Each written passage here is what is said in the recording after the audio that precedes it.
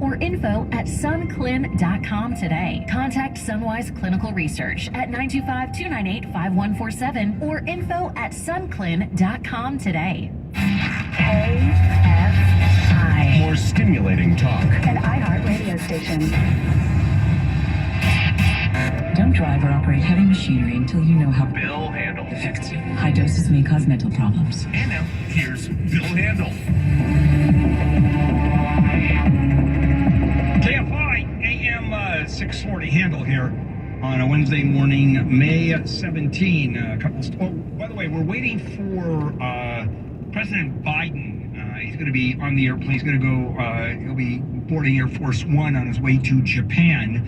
And he is scheduled to speak a few words about the debt crisis.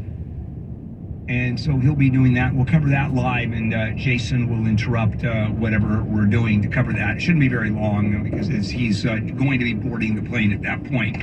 Going to Japan for the G7, and has canceled his subsequent trip to Australia and Papua New Guinea. And I have no idea why he's going to Papua New Guinea, but go ahead, figure that one out. Actually, it has to do with the politics of the region, who controls all of that area. Now, Danny Masterson is on trial for raping 3 women between 2001, 2003, and of course, Danny Masterson, as you know, was one of the big star of the 70s show. The 70s show was, I didn't know it ran for 8 years. That is a hugely successful show. So he's a defendant. He there was a hung jury the first time out. And so now there's a second trial, and sometimes prosecutors go ahead and they retry. Sometimes they don't. Fairly high-profile tries, or very high-profile trials, generally go forward on a second go-round. And certainly this is pretty high-profile.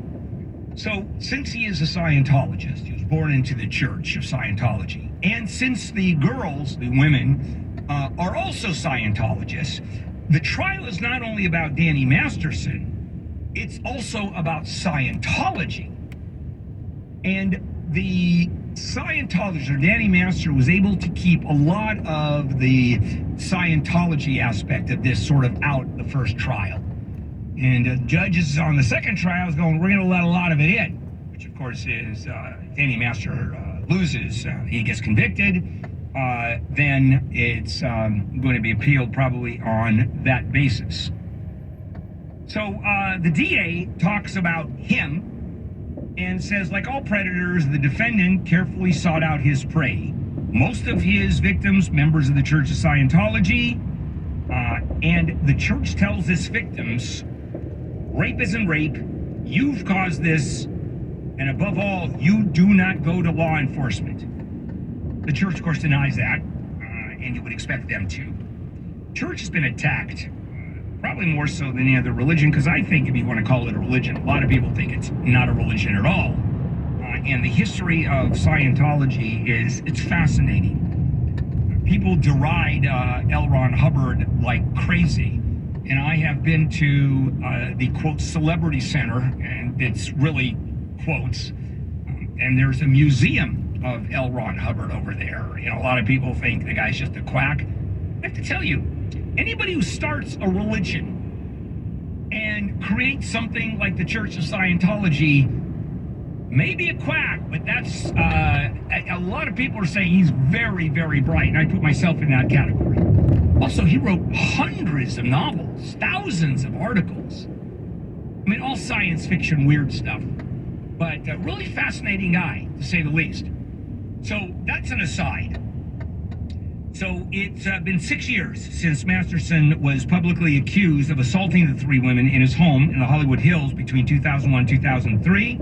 And at that time, he was at the height of his fame because he was one of the stars of the 70s show. And the accusers accused him of basically drugging them with Rohypnol. Date rape. Although that hasn't been proved, they simply talk about what the symptoms were. We were unconscious, in and out, didn't really understand what was happening, didn't know where we were, didn't remember a lot. One of them is Chrissy B. We don't have her last name. And she was Masterson's longtime girlfriend. And she testified to repeated abuse. Now, only one of which is actually at the cause of this trial, or at the point of this trial. Masterson has denied all wrongdoing. He didn't testify at either trial. No witnesses were presented by his team. Actually, the defense attorneys have largely relied on cross-examination argument, much like what Trump has done in his trial for defamation. No witnesses, no defense, just attacking the accuser. Well, this happened the same way. All right, coming back, I'm going to share with you a little bit of what happened in the trial and a little bit about the church and what I know about the church and some really interesting facts. Why is Scientology a religion? I mean, doesn't smell like a religion. Well, I'll share that with you. In the meantime, let's check in with Jason Middleton live in the KFI 24-hour newsroom. The LA City Council has unanimously voted to extend Mayor Bass's emergency declaration to deal with the city's homeless crisis. The head of the artificial intelligence company that makes ChatGPT has told Congress government intervention will be critical to mitigating the risks of increasingly powerful AI system. The second of two inmates who escaped from a prison in Philadelphia has been captured. The Philadelphia Department of Prisons says the 18-year-old escaped by cutting a hole in a fence surrounding a recreation yard. Slowing on the 210, that's coming up right after this. Clean, healthy water, obviously essential, and naturally, well, I'm assuming you want the best water for you and your family. Well, let me suggest very fresh, delicious, highly filtered water with a Life Source home water system. I've had one of these for over 10 years. Ooh, it's really does work. First of all, the Life Source system connects to your water main outside the house. So you're getting highly filtered, obviously very safe, delicious water from every single tap and faucet in your home. You are drinking, you are bathing, cooking, doing your dishes, washing your clothes, and what is effective. Watch out. Vehicle on shoulder ahead. Bottled water. And boy, what a great cup of coffee it makes too. What Life Source does is remove the bad stuff and keeps in the good stuff, filtering out chlorine, dirt, contaminants, and keeps the healthy minerals. And once installed, you're done. Finished. Forget about it. Call 800-803-2696. Visit lifesourcewater.com, 800-803-2696, lifesourcewater.com. President Biden is speaking right now about the debt ceiling negotiations. We're going to take it live. If we didn't pay our bills. And I'm confident everyone in the room agreed with the speaker, from the speaker to the majority leader, to the majority leader in the House and the Senate, the majority leader in the Senate, the minority leader in the Senate, as well as the Democratic leader in the House. And we're going to come together because there's no alternative to do the right thing for the country. We have to move on. And to be clear, this negotiation is about the outlines of what the budget will look like, not about whether or not we're going to, in fact, pay our debts. The leaders have all agreed we will not default. Every leader has said that. And I'm proud of the progress my administration has made. We reduced the deficit in the first 2 years by $1.7 trillion in the first 2 years. And I proposed a budget that would reduce another $3 trillion over the next decade. That includes more revenue by asking the wealthy and large corporations to begin to pay their fair share, and cutting subsidies that exist in the law now to big oil and big pharma. Yesterday, we all agreed that both the Speaker McCarthy and I would designate senior members that we would negotiate to give our authority to make agreements in detail what we wanted. So we narrowed the group. To meet and hammer out our differences. And we've done that. In fact, they met last night. They're going to be meeting again today. And I'll be in constant contact with my team while I'm at the G7 and to be close touch with Speaker McCarthy and other leaders as well. Now, what I have done in anticipation that we won't get it all done till I get back is I've cut my trip short in order to be for the final negotiations and sign the deal with the majority leader. I made it clear that, and I'll say it again, America is not a deadbeat nation. We pay our bills. The nation has never defaulted on its debt, and it never will. We're going to continue these discussions with the congressional leaders in the coming days until we reach an agreement, and I'll have more to say about that on Sunday, and I want to have a press conference on this issue.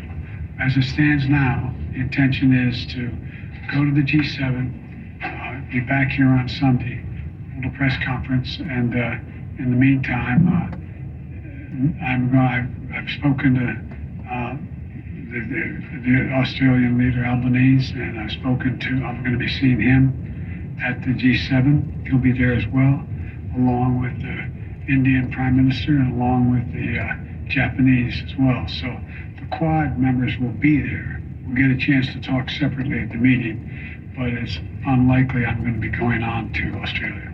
So thank you very much. Mr. President, what about work requirements specifically are you still considering? It sounds like it's still on the table and you haven't ruled it out. All right, that was the president speaking. Very short comments. Can we bring down the sound, please?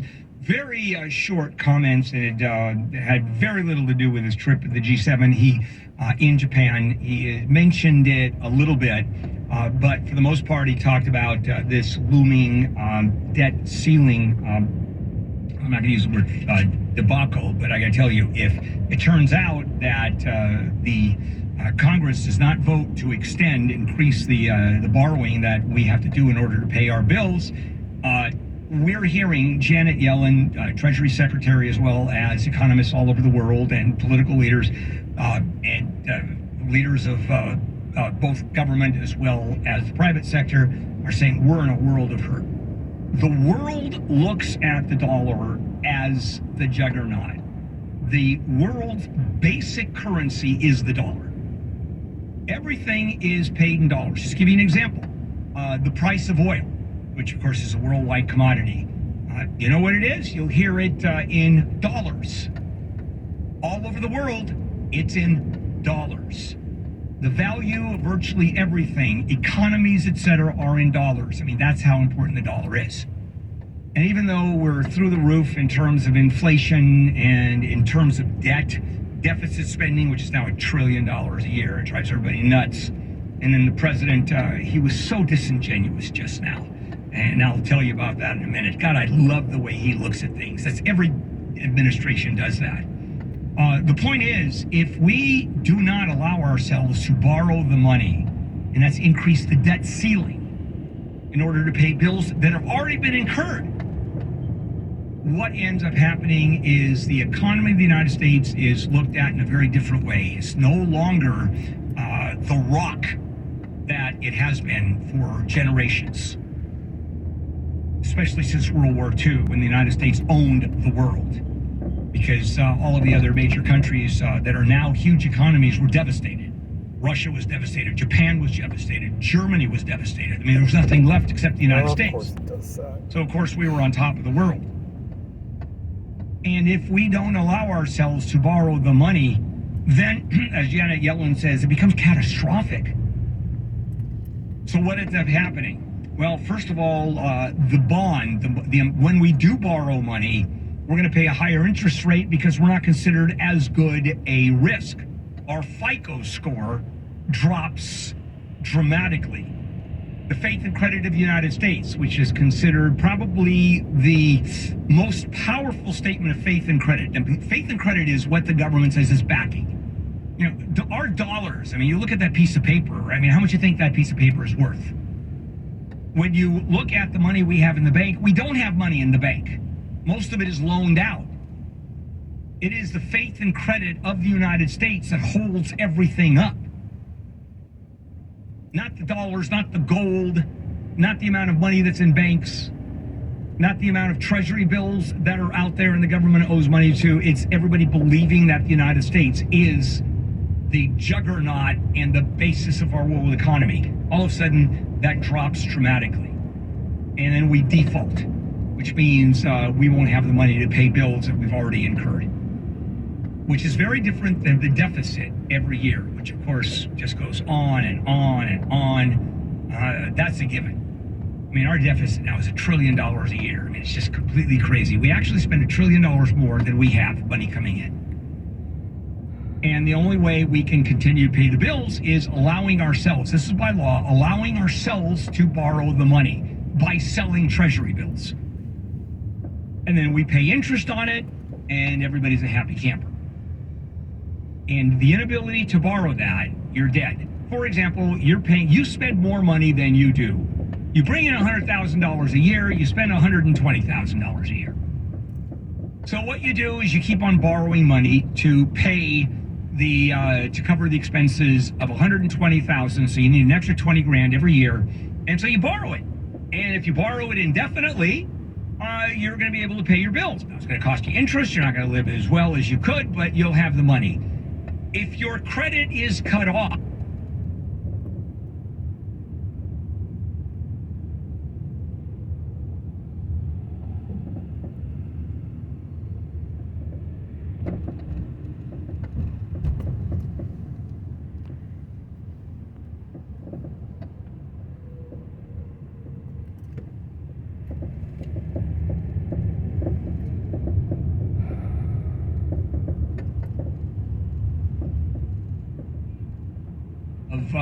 more percentage of the economy was World War II, when the entire country went on a war footing.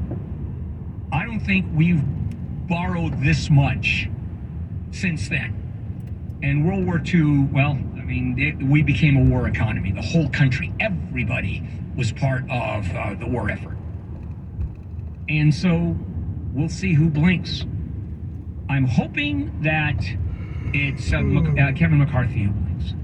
Because here is the problem. If it turns out that he wins and the president caves, and I don't care what president, I don't care what party, all of a sudden, the ability to borrow the money and pay our bills now is predicated on whichever party is in power. We're prepared to let the entire economy of this country go into the toilet if you don't agree to what we want. In this case, it is, for example, cutting expenditure. What if it was the other way around? What if it's a Democratic Congress and a Republican president, and the argument is we want more entitlement programs. We want more money for libraries. We want to increase Social Security, more so than what the law allows now. And if you don't give that to us, we're not going to vote the debt ceiling into effect. It's pretty scary. It really is. Boy, if that sets a precedent, we are screwed. And they're talking about some kind of a compromise. I hope not. I hope McCarthy just comes back and goes, okay, I'm willing to talk, but not on the debt ceiling. That's what's going on. That's what he's dealing with. And that's why the president is cutting short his visit. So right after the G7 summit, he is not going to Australia. He is not going to Papua New Guinea. He is coming right back to Washington and engaging in those talks. All right, let's switch gears for a moment. You know what? I'll do the Scientology a little bit later because we're already past that at this point. I want to talk about something that I'm fanatic about, and I have been talking about this, and I've been involved with this since I've been 16 years old. I'll tell you what that is when we come back. KFI AM 640 live everywhere on the iHeartRadio app. The LA City Council has declined to ask the city planner to put the brakes on a hotel being built in Benedict Canyon. People spoke at yesterday's meeting to support and protest the hotel. This man who lives in Benedict Canyon says the hotel would be a safety risk. The threat to the community in the event of a fire and earthquake would be extraordinary, and evacuation with a big commercial operation going on in our midst would be almost impossible. The hotel's developer says the concrete parking structure would act as a fireproof shelter in the event of an earthquake or wildfire. News is brought to you by Sweet James Accident Attorneys. A report says LA is one of the top cities in the U.S. with poorest indoor air quality. Indoor Air Quality's Joey Campbell says LA is number 12 out of 15 on the list. We do know that outdoor air quality is one of the biggest determinants of what's going to, be likely to be your indoor air quality. Campbell says LA's air quality was not as bad as some might expect because of the strides California has made in going green. The report released Monday shows Houston taking the top spot for most polluted indoor air, followed by Oklahoma City. Multiple charges, including murder, had been filed against a man in Hesperia who allegedly drove drunk and killed a woman in a crash. Her 6- and 12-year-old kids were hurt in the collision last week. Prosecutors say Jose Luis Vargas has multiple prior DUI convictions in LA, Orange, and San Bernardino and San Diego counties. He's currently on probation for a conviction